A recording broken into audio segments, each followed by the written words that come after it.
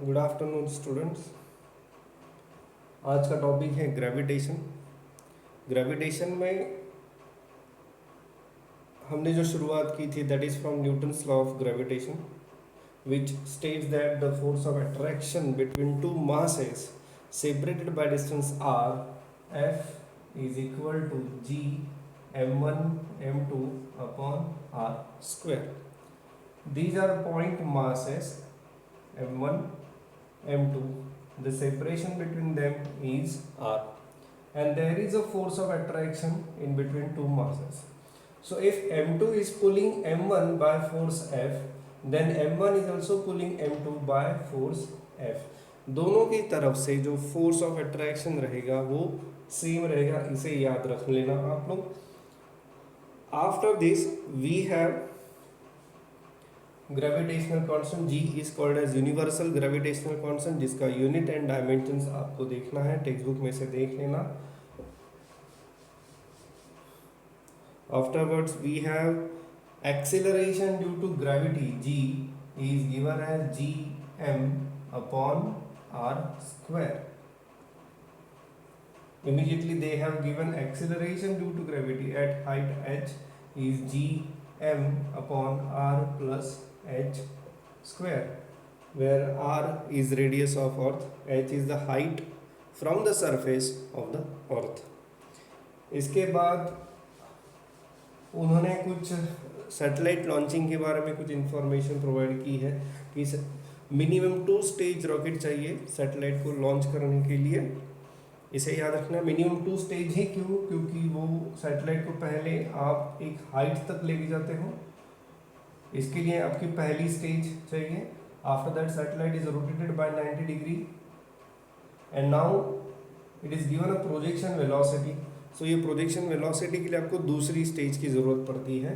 So that's why they are saying that minimum 2 stage rocket is required for the launching of satellite. Then we have different cases depending on the projection of velocity of that satellite. These cases are given and discussed in your textbook. Please refer your textbook for the same. हमें ये पता है कि for the revolution of a satellite exactly in a circular orbit around the earth, जो velocity रहती है that is called as critical velocity.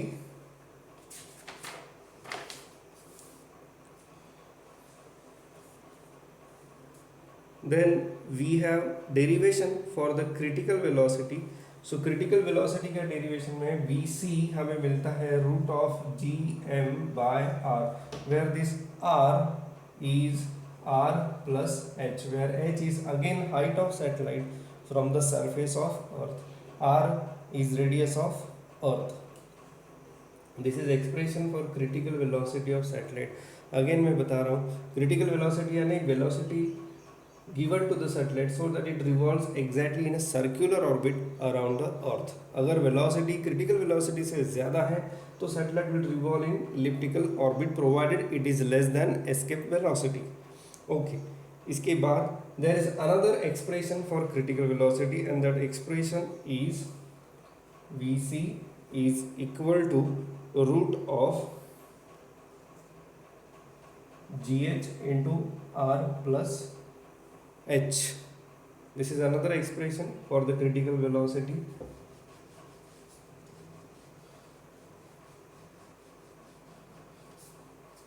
इसके बाद we have periodic time of satellite. We have a derivation for the period of satellite. The period is derived, it is equal to 2 pi root of r cube upon gm. Again here r is r plus h, where r is radius of orbit of satellite. From this we can conclude that t square is directly proportional to r cube, यानी square of a period is directly proportional to cube of radius. इसके ऊपर कई सारे numericals हमें पूछे जाते हैं exam में. After this we have Kepler's law. Okay, there is another relation for period of satellite. T is also given as 2 pi root of r plus h upon gh. ये एक दूसरा एक्सप्रेशन है. If information given in terms of h and g यानी acceleration due to gravity, then also you can find out period of satellite. After this we have Kepler's law. तो Kepler's law हमें पता है कि first law ये कहता है कि all the planets revolve around the sun in elliptical orbit where sun is situated at one of the four sides.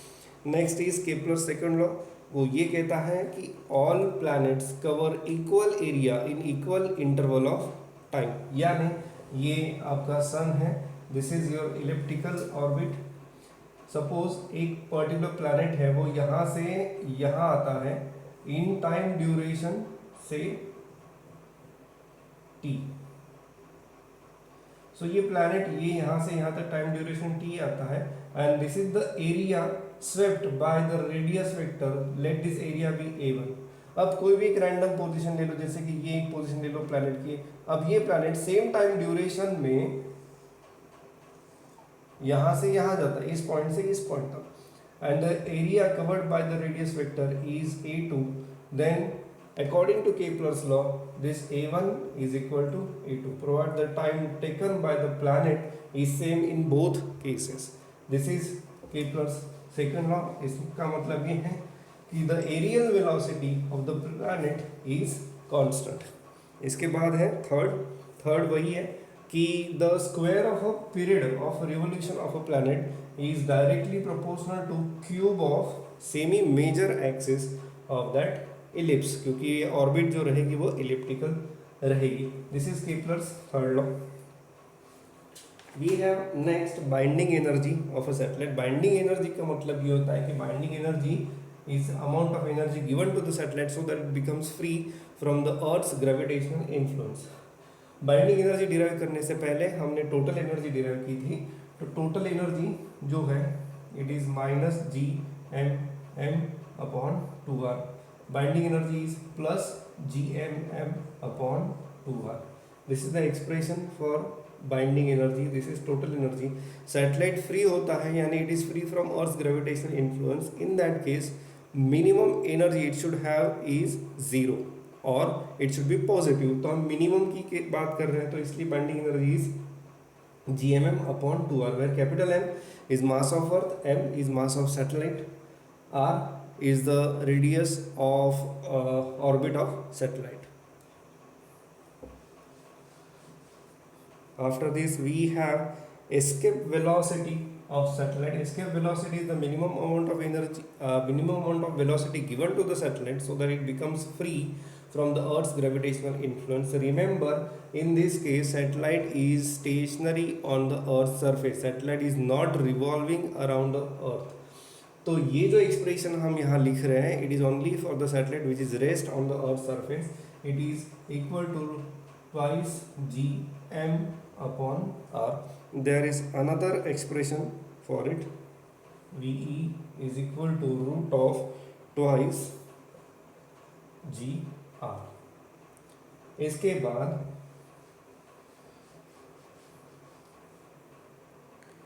We have variation of ji due to latitude.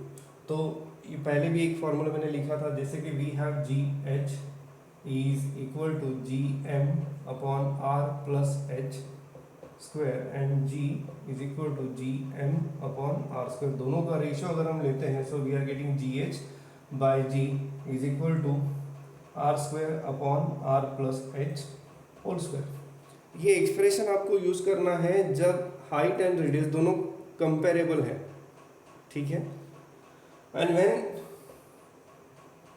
h is far less than r, in that case gh by g simplify करके हमें मिलता है 1 minus 2h by r. ये formula हम कब use करेंगे? when h is far less than r, तब हम ये फॉर्मूला यूज करेंगे. Okay, this is variation of g due to height from the surface of earth. इसके बाद हमें मिलता है variation of ji due to depth. तो उसके लिए है कि g d by g is equal to 1 minus d by r. This is depth below the earth surface. R is radius of earth. G d is the acceleration due to gravity eight depth D. Obviously when we are going to the center of earth, d is equal to r, so r upon r 1, 1 minus 1 0, so acceleration due to gravity at the center of earth will be 0. Lastly we have variation of g due to latitude, और इसी के ऊपर कल circular motion में हमने एक numerical भी देखा था कि अगर एंगल ऑफ लैटिट्यूड 60 डिग्री है तो वहाँ पे सेंट्रीपिटल एक्सेलरेशन कितना रहेगा. तो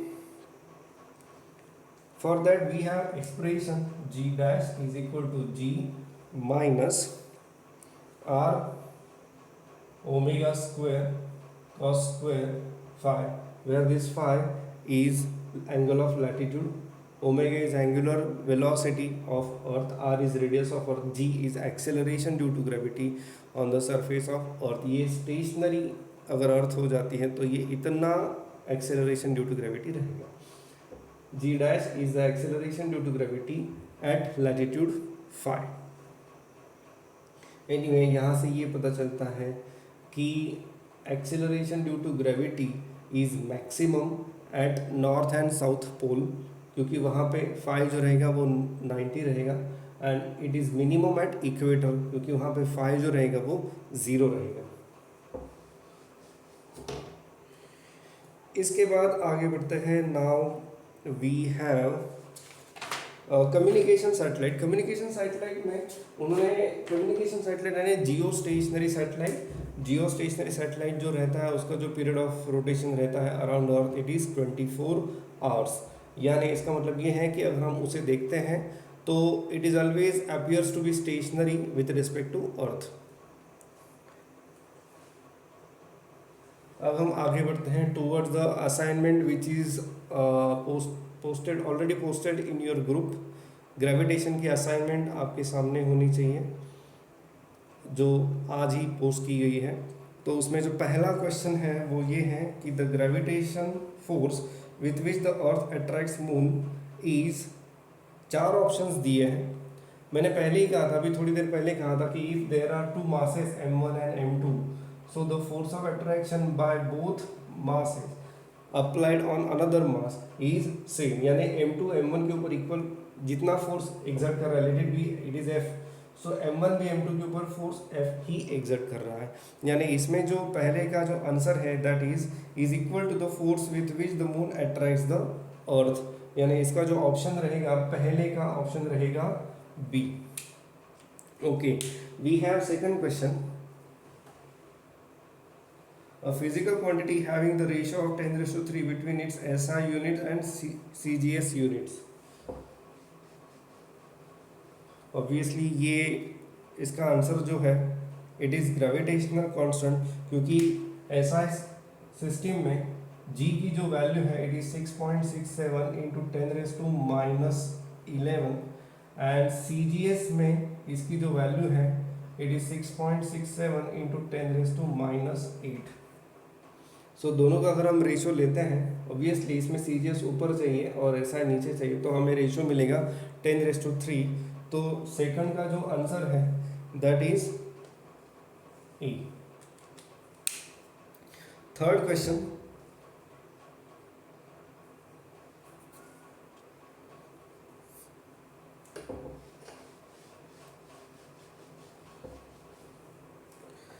थर्ड क्वेश्चन है the ratio of gravitational force acting on body at height 1600 kilometre to the gravitational force acting on the same body on earth surface. अच्छा, तो ये बेसिकली क्या है, they are asking about the force exerted by the earth on the body. यानी क्या, this is nothing but weight mg. So mgh upon mg, यानी they are simply asking us gh by g, which is already we know it is r square upon r plus h whole square.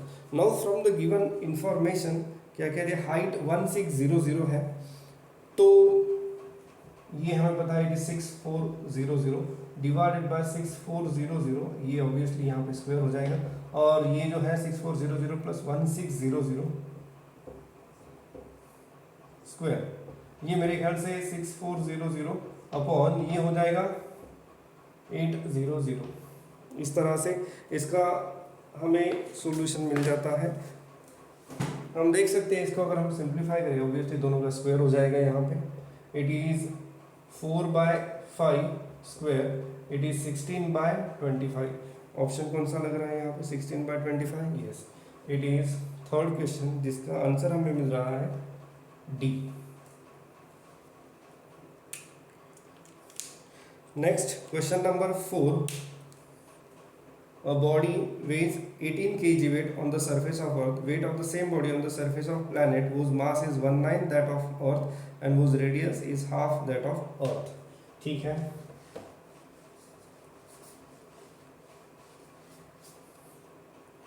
फिर से यहाँ पे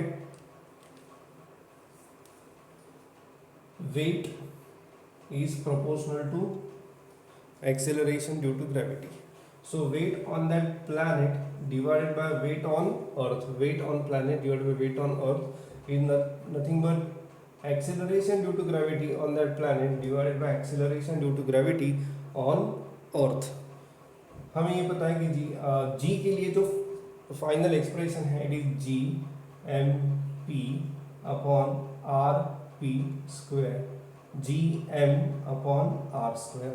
mp is mass of that planet, rp is radius of that planet, m is mass of earth, r is radius of earth। इसको अगर हम simplify करते हैं तो we are getting mp by m into R square upon R P square. अब relation इन दोनों में हमें दिया है, उन्होंने कहा कि mass of planet is 1/9 of mass of earth. Yes, so ये हमें मिल जाता है 1/9 इनटू रेडियस के मामले में उनका क्या कहना है, and whose radius is half that of earth।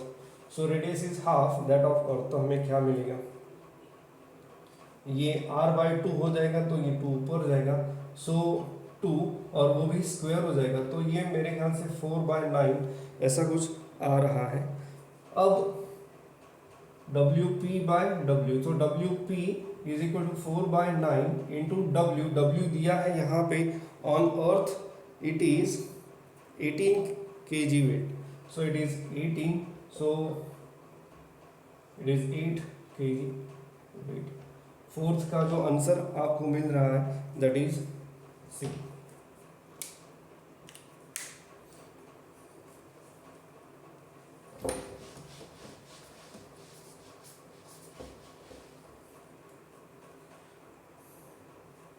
Now next we have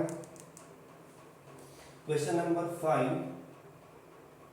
The gravitational field due to two bodies of masses 900 kg and 600 kg placed at a distance 10 meter is 0। ठीक है, the corresponding distance of point from the larger mass is। जी यहाँ पे हम कुछ ऐसा करेंगे, ये छोटा मास है, ये बड़ा मास है, और एक बीच में कोई तो एक पॉइंट है जहाँ पे ग्रेविटेशनल फोर्स जो है वो 0 है, तो ग्रेविटेशनल फोर्स 0 है। अब ये है आपका 1600 और दूसरा कौन सा मास है 900 kg, सो ये है 900 kg। Let the distances be, ये अगर x है और टोटल डिस्टेंस दोनों में कितना है 10, तो ये 10 माइनस x हो जाएगा। Let us assume mass m here, तो इन दोनों में जो फोर्स ऑफ अट्रैक्शन रहेगा that is G1600 m divided by x square is equal to, जो कि फोर्स दोनों तरफ से सेम आ रहा है तभी तो रिजल्टेंट फोर्स यहाँ पे 0 आएगा। So G m1 m2 upon are square, तो ये 1600 upon into m upon x square, और ये इधर आ जाएगा G into 900 into m upon 10 minus x का स्क्वायर। तो क्या क्या कैंसिल होगा, जी एम दोनों तरफ से कैंसिल हो जाएगा। 1600 upon x square is equal to 900 upon 10 minus x square. ये 1600 upon 900 equal to x square upon 10 minus x whole square. अगर ये दोनों तरफ स्क्वायर रूट ले लेते हैं हम, तो ये पहले तो 16/9 का जो स्क्वायर रूट रहेगा that will B 4/3 x upon 10 minus x. X को आप आसानी से क्रॉस मल्टीप्लाई करके कैलकुलेट कर सकते हो। एक्स की वैल्यू जो यहाँ पे हमें मिल रही है दैट इज 40/7। तो 40/7 यानी आपका जो ये जो क्वेश्चन नंबर 5 है, 5 का आंसर आ रहा है ए।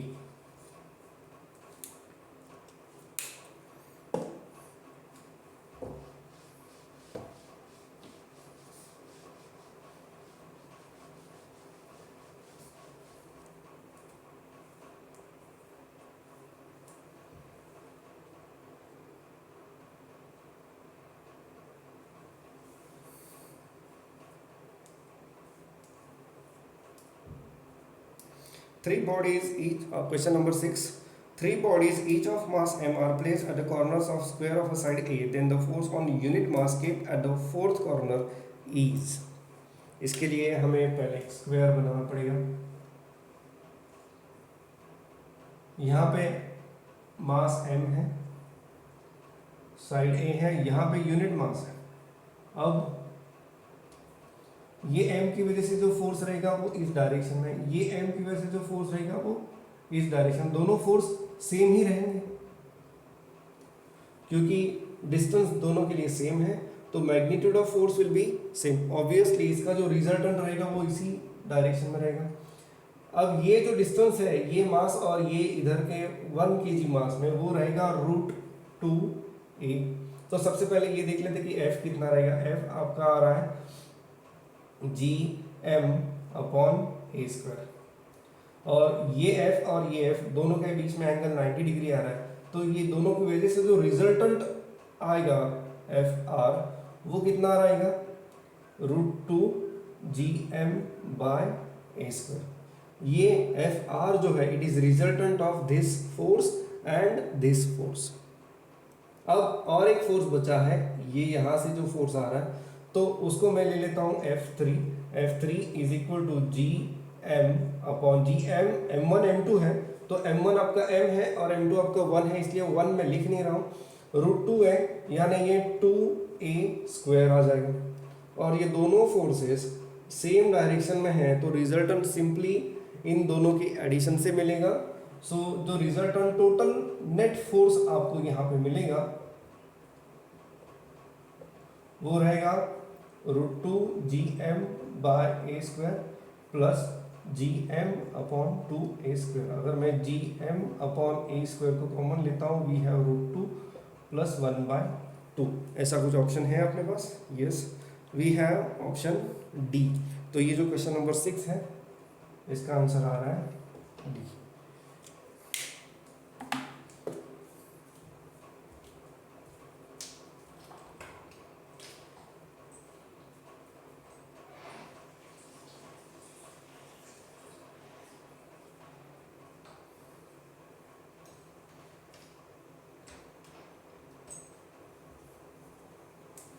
Next is question number 7. Two satellites A and B go around the planet in circular orbits having radius 4r and r respectively. If the speed of satellite A is 3v, speed of satellite B will be. ठीक है, उसको देख लेते हैं.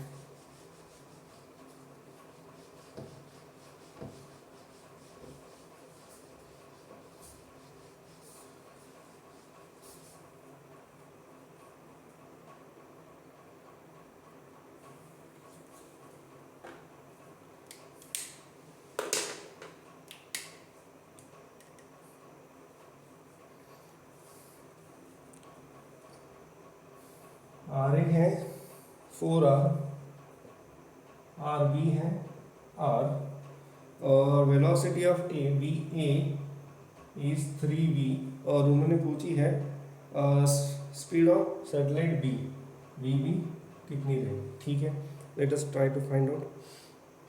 तो हमें ये पता है कि क्रिटिकल वेलोसिटी जो रहती है इट इज √gm/r, यानी critical velocity is inversely proportional to √r अगर g और m कांस्टेंट है, एंड इन दिस केस वो कांस्टेंट ही है. तो अब यहाँ पे हम लिख सकते हैं कि vb/va is equal to √r_a/√r_b, क्योंकि ये इनवर्स रिलेशन यहाँ से दिखाई दे रहा है. सो vb/va/r_a/rb which is √ra. ra है आपका 4r and rb is r, ये आता है √4 यानी 2. सो vb/va, so vb is twice va यानी 2 into 3v that is 6v. Answer है आपके पास? Yes, we have answer. तो क्वेश्चन नंबर 7 का जो आंसर आ रहा है that is option B.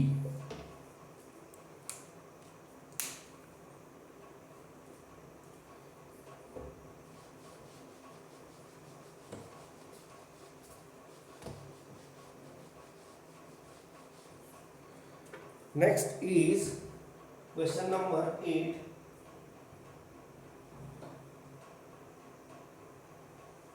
the mean radius of Earth's orbit around the sun is 1.5 into 10 raised to 11 meter.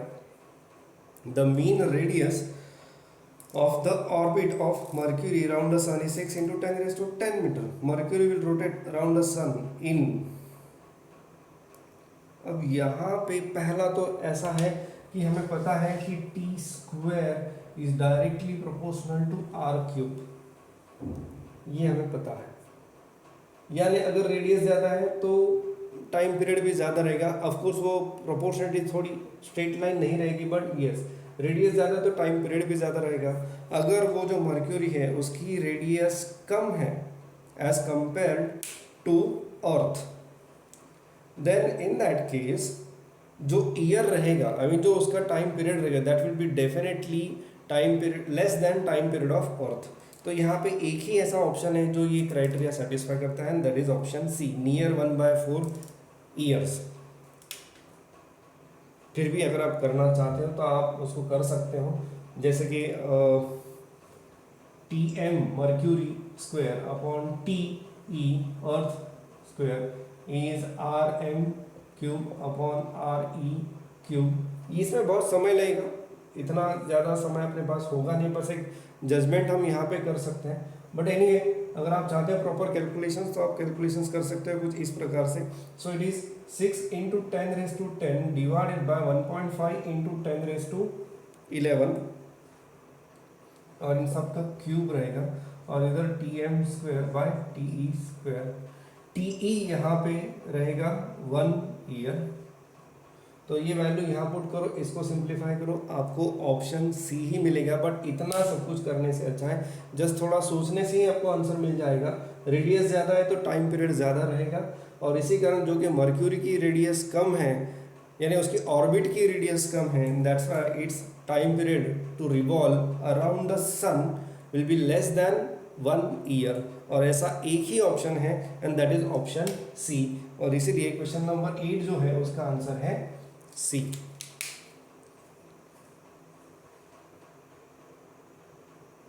A satellite is moving very close to a planet of density D. Period of satellite is. Question number 9 हम कर रहे हैं अभी।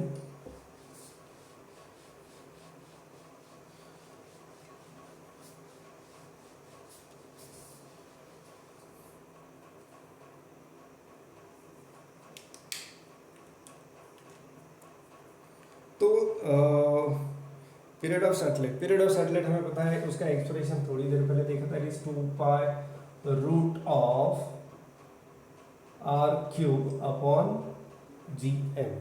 ठीक है, तो very close to the planet of density d, very close to the planet है तो ये स्मॉल आर की जगह हम कैपिटल आर लिखेंगे, where capital R is the radius of planet. अब यहाँ पे 2 पाई आर क्यूब जी, और मास की जगह पे मैं लिखूंगा density into volume. Density d है, उन्होंने d, so density d into volume is 4/3 pi r cube. तो ऑब्वियसली यहाँ पे ये आर क्यूब और आर क्यूब कैंसिल हो जाता है, 3 ऊपर जाएगा, और ये 2 पाई को भी मैं अंदर ले रहा हूँ। 2 पाई को मैं रूट के अंदर इसलिए ले रहा हूँ क्योंकि आपके जो ऑप्शंस है उसमें आप देखोगे तो सारी की सारी चीज़ें स्क्वायर रूट के अंदर ही है, स्क्वायर रूट के बाहर कुछ नहीं है। तो इसलिए मैं इसको 3 इंटू 4 पाई स्क्वायर, 2 पाई अंदर जाएगा तो 4 पाई स्क्वायर हो जाएगा, और यहाँ पे जो हमें मिलता है 4 पाई जी डी। तो इस प्रकार से ये 4 पाई और इधर से 4, एक पाई कैंसिल हो जाएगा, तो आपको जो आंसर मिलेगा it is 3 pi by G D. ऐसा कुछ ऑप्शन है आपके पास? Yes, 3 pi by G D, it is option B. ना ना ना, बी नहीं है, it is option A. Yes, it is option A. So 9 जो है, 9 का आंसर आ रहा है ए। जरा संभाल के देखना क्योंकि मैंने भी पावर देखी नहीं, तो 2 ब्रैकेट सेम है, 3 pi by G D, 3 pi by G D, but एक में पावर 1/2 है और दूसरे में पावर 3/2 है। गलती से 3/2 को टिक मत करना, प्रॉब्लम आ जाएगा। ठीक, be careful in this case.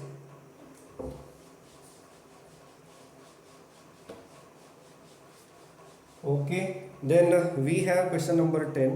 The critical velocity of a satellite of mass 100 kg is 20 kilometer per hour. The critical velocity of another satellite of mass 200 kg in same orbit is. सबसे पहली बात तो critical velocity is equal to root of gm by r. यहाँ पे ये जो m है it is mass of planet, it is not mass of satellite. इसका मतलब critical velocity is independent of mass of satellite if radius is constant. Radius अगर हमारी same है तो मास कुछ भी हो, जितने भी सैटेलाइट्स हैं उनका मास कुछ भी हो, जितने भी सैटेलाइट्स हैं उनकी क्रिटिकल वेलोसिटी सेम रहेगी, और इसी के कारण इसका जो आंसर रहेगा that will B A. Critical velocity change नहीं होगी, तो 10 का जो आंसर है वो है ए.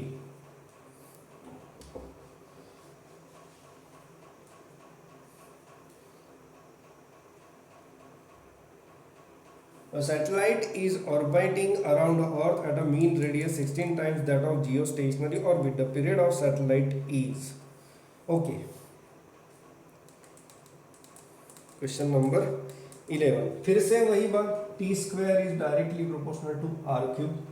So t2 square by t1 square is equal to r2 cube upon r1 cube. अब यहाँ पे t2 is the period of another satellite which is having radius 16 times that of geostationary and r1 is the radius of geostationary satellite. अब यहाँ पे उन्होंने दिया है कि r2 is 16 times r1, ऐसा दिया है उन्होंने. तो और t1 जो है that is period of geostationary satellite, ये हमें पता है it is 24 hours यानी 1 day. तो अब ये इंफॉर्मेशन यूज करके यहाँ पे हम T1 की जगह में सिंपली 1 पुट करता हूँ, तो T2 square is equal to R2 by R1. R2 by R1 16 है cube. So T2 square is 16 into 16 into 16. T2 square root अगर हम लेते हैं तो it is 4 into 4 into 4, so it is 64 days. तो आपका जो आंसर आ रहा है दैट इज डी. 11 का जो आंसर है दैट इज डी.